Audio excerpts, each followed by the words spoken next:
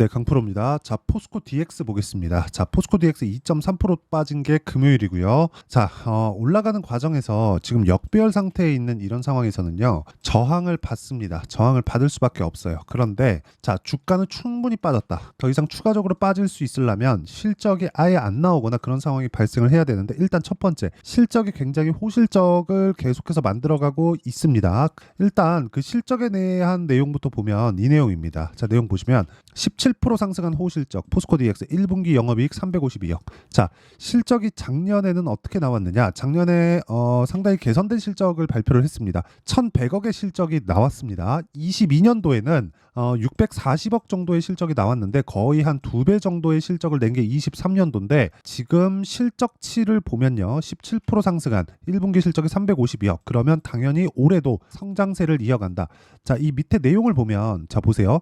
포스코 DX가 그룹사의 철강, 2차 전지 등 사업 포조와 맞물려 이번 1분기에도 견조한 실적을 이어갔다. 자, 근데 여기서 이걸 보셔야 됩니다. 포스코 DX는 철강, 그리고 2차 전지, 그쵸? 2차 전지는 어차피 공장을 뭐 퓨처엠, 그쵸? 이쪽으로 해서 공장을, 양극재 공장을 새로 지어야 되는 거, 이건 그냥 팩트잖아요. 지금 짓고 있고요. 근데 이 짓고 있는 과정에서 뭐가 진행돼요? 스마트 팩토리, 그쵸? 스마트 팩토리는 기업 측의 수요가 발생할 수밖에 없습니다. 첫 번째, 친환경 공장으로 다시 지어야 된다. 그리고 두 번째, 생산 능력을 향상시킬 수 있다. 그쵸? 그리고 뭐가 더 붙죠? 인건비가 증가하는 부분을 상쇄시킬 수 있다. 이거는 무조건 해야 되는 그런 부분이에요. 특히나 이런 환경적인 부분, 그리고 생산 능력을 증가하는 건 기업의 뭐 숙명과도 같은 거죠. 그리고 무엇보다 인건비 증가에 따른 비용에 대한 커버, 이런 거는 당연히 너무 당연한 내용이다. 그런데 여기서 철강에 대한 부분이 같이 붙었습니다.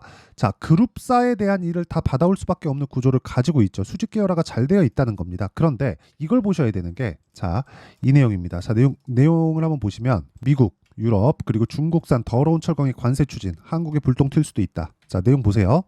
조 바이든 미국 행정부가 7일 유럽 연합에 중국산 원료로 만든 더러운 철강에 대한 추가 관세를 부과하는 방안을 제시했다고 로이터 통신과 뉴욕 타임즈 등이 이날 보도했다. 자, USTR이죠. 미국 무역 대표부가 유럽에 보낸 지속 가능한 철강 알루미늄 글로벌 협정 제안서에 양측이 컨소시엄을 구성해 친환경 기준을 충족하지 못하는 외국의 철강 알루미늄을 수입할 때 추가 관세를 매기는 방안이 담겼다.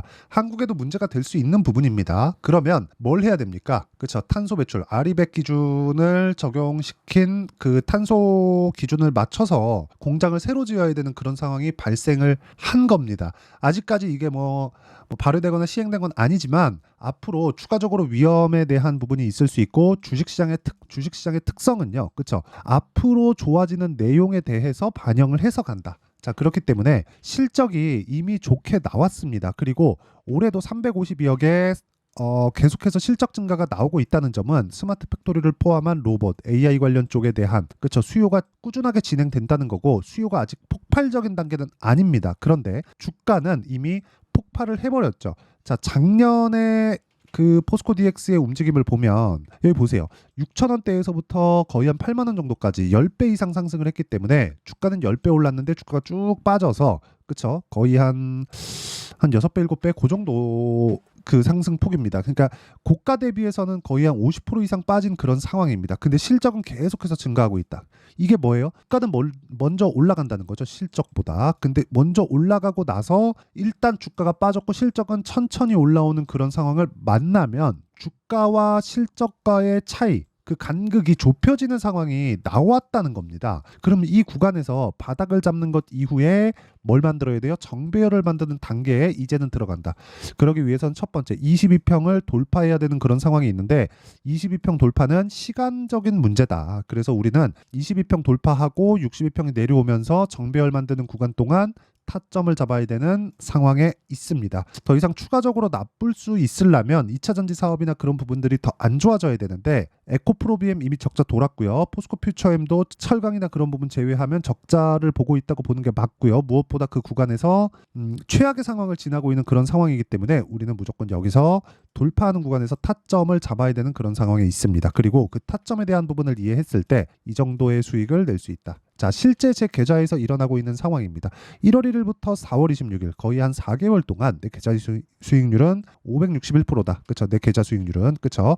그리고 이건 계좌 수익, 즉 손실 부분이 포함되어 있는 겁니다. 어떻게 한 종목 잡아가지고 뭐 이거 보세요, 저거 보세요, 뭐 수익 났어 이렇게 이야기를 드리는 게 아닙니다. 그러면 이렇게 수익을 내려면 어떤 타점을 잡았는지 그 내용을 한번 보시면, 그리고 이걸 이해를 하시면 다른 종목에서도 충분한 수익을 낼 수가 있습니다. 자, 내용 한번 보시면 YC 있죠? YC 어떻습니까? 돌파하는 구간의 매수에서 금요일날 16% 정도의 상승세, 그리고 이미 20% 정도의 수익을 내고 나서 추가적으로 상승하는 것이기 때문에 이런 부분을 감안하면 지금 어떻습니까? 돌파하는 구간에 계속해서 공략을 하고 있다. 그리고 다른 종목을 보더라도 마찬가지입니다. 예를 들어서 뭐 반도체 쪽이 계속해서 강한 움직임을 보이고 있죠. 뭐 자람 테크놀로지나 이런 종목들 보면 올라가는 구간에서 계속해서 매수를 한 결과 3거래일 동안 75% 정도의 수익을 내고 빠졌고요. 그리고 이런 부분을 10억 만들기 프로젝트를 진행하고 있는 강프로의 소통방에서 진행하고 있다. 자, 내용 한번 보시면요. 시장가 매수 선익 시스템 8시 49분 정확하게 장 시작 전에 공유가 되고요. YC 아까 전에 보셨죠? 16%인가 17%인가 상승한 부분, 그리고 이런 부분도 장 시작 전에 공유가 됩니다. 그냥 시장가, 시가에 체결시키겠다는 거예요. 그리고 그 위에 선익 시스템 같은 경우에 보면 22평을 돌파를 하고 62평이 내려오는 과정에서 내가 계속해서 타점을 잡을 수 있는 상황이 온다는 겁니다. 왜? 올라가는 상황에서 매수를 해야 되니까. 그쵸? 그리고 그런 부분을 제가 소통방에서 10억 만들기 프로젝트로 진행하고 있으니까 구독과 좋아요 2개 눌러주시고요. 상단에 있는 전화번호로 구독 또는 10억이라고 문자 보내주시면 제가 소통방 입장 링크를 순차적으로 공유를 해드리도록 하겠습니다. 그러면 제가 어떤 종목을 공략을 하는지, 그리고 이 종목군들, 그쵸, 올라가는 종목군들을 왜 공략하는지 원리에 대해서 이야기를 드렸고, 그로 인한 성과가 어느 정도 나오는지까지, 그쵸, 그런 부분을 이야기를 드렸죠. 그러면 이 내용을 토대로 우리가 포스코 DX를 기술적 분석을 간단하게 해드릴게요. 정배열 전환이 필요하다. 정배열 전환하기 위해선 첫 번째 22평을 돌파를 해야 된다. 22평은 이미 붙어있는 상황이지만 이 구간에서 횡보만 하더라도 추가적으로 나빠지려면 뭐 해야 돼요? 완전히 박살 나야 돼요. 그냥 뭐 스마트 팩토리든 뭐 로봇이든 뭐든 아예 그냥 다 박살이 나야 됩니다. 근데 그럴 상황이 나올 수 있어요? 지금은 없다. 지금은 없습니다. 그런데 지금은 없지만 가만히 있더라도, 그쵸, 주가는 먼저 빠졌으니까 고가 대비해서 어느 정도까지 빠진 거예요? 막 60% 70%씩 빠졌죠. 그렇게 빠졌기 때문에 추가적으로 하락하기 위한 로봇이나 뭐 스마트 팩토리 이런 수요 아예 없어져야 되는데, 실적 보면 그것도 아니야. 그럼 실적은 천천히 올라오고 주가는 다 빠졌으니까 괴리율이 줄어들고요. 가만히 있더라도 22평은 만나게 되어 있고, 여기서 횡보를 1주에서 2주 정도 더 하게 되면 62평의 기울기도 가파르게 떨어지기 때문에 가만히 있어도 정배열 구간이 만들어진다. 그리고 나서 우리는 타점을 잡는 게 중요하다. 그쵸? 왜? 정배열 구간에서 저항권을 아래에서 넘어가는 겁니다. 이런 구간에서 세력들은 뭐래요? 개미털기를 지속적으로 하고 있는 거다. 그러면 이런 내용을 어디서 공유를 해요?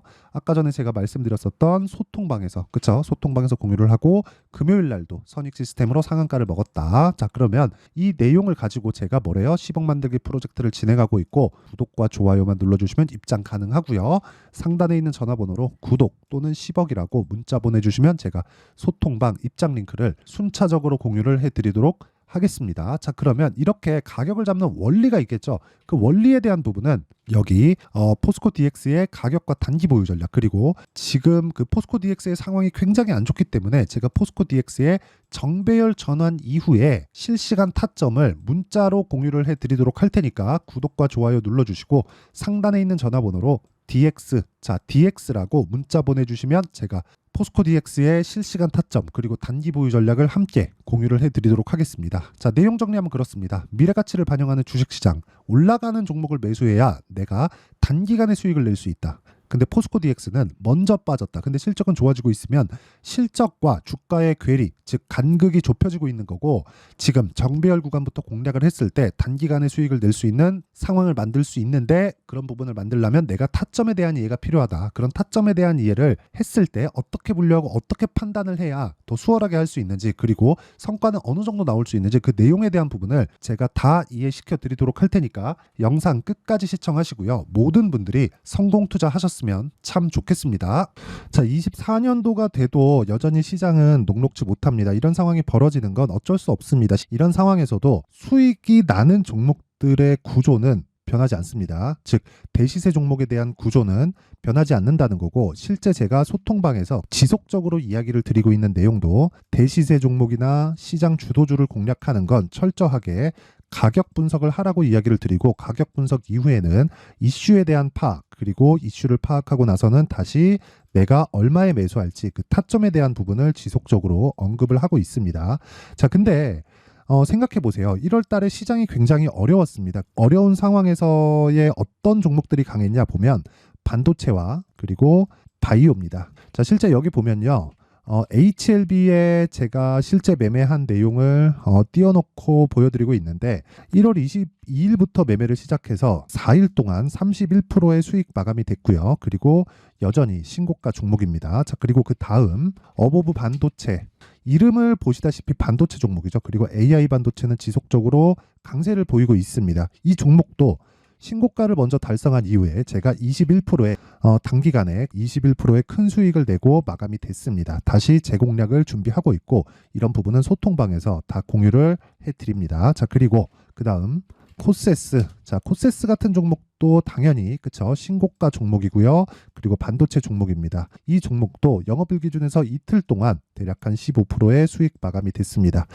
내용을 한번 보시면 어떻습니까? HLB를 포함해서 뭐 30%, 20%, 뭐 15% 이런 식의 수익이 지속적으로 발생하고 있는데 이 세 종목 모두 다 신고가 종목이고 1월 달에 시장이 약세를 보이고 있는 구간에서도 강했었던 그런 종목입니다. 특징점이 하나 있는데 그 이슈에 앞서서 가격이 먼저 반영했다는 거죠. 자, 근데 그게 기업 밸류업 프로그램이라고 하죠. 그 종목들도 마찬가지입니다. 오늘은 그 부분에 대해서 이야기를 드릴 텐데 그렇게 제가 가격을 먼저 보고 이슈에 대해서 파악하는 이유는 결과적으로는 큰 시세를 먹기 위한 사전 준비 작업입니다. 실제로 큰 시세를 먹기 위해서 사전 준비 작업을 했을 때 여기 레인보우 로보틱스 127% 그리고 ISC 98% 그리고 한미반도체 97%의 큰 수익을 내는 상황을 만들 수 있습니다. 어떤 식으로 소통방에서 진행됐는지 그쵸? 그 상황을 제가 이야기를 드린 건데 이런 상황도요 당연히 신고가를 공략했을 때 가능한 겁니다. 자, 그러면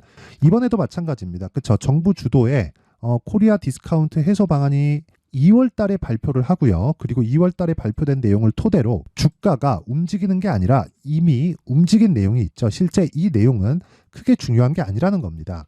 실제 움직인 내용을 보면 자, 기아차입니다. 실제로 12월 달에 신고가를 만들어 놓고 정부에서 입김을 불어 넣으니까 순식간에 기아차를 포함해서 현대차 같은 거대 기업들의 주가가 2주도 채 되지 않아서 40% 정도의 큰 시세를 냅니다. 자, 그러면 우리는 어떤 종목을 봐야 될까요? 이슈를 파악해야 되는 것도 맞지만 철저하게 가격에 맞춰서 매매를 해야 되는 게 당연히 중요합니다. 정부가 주도하는 정책 방향이 있겠죠. 그 방향에 맞춰서 우리가 종목을 찾을 필요가 있다.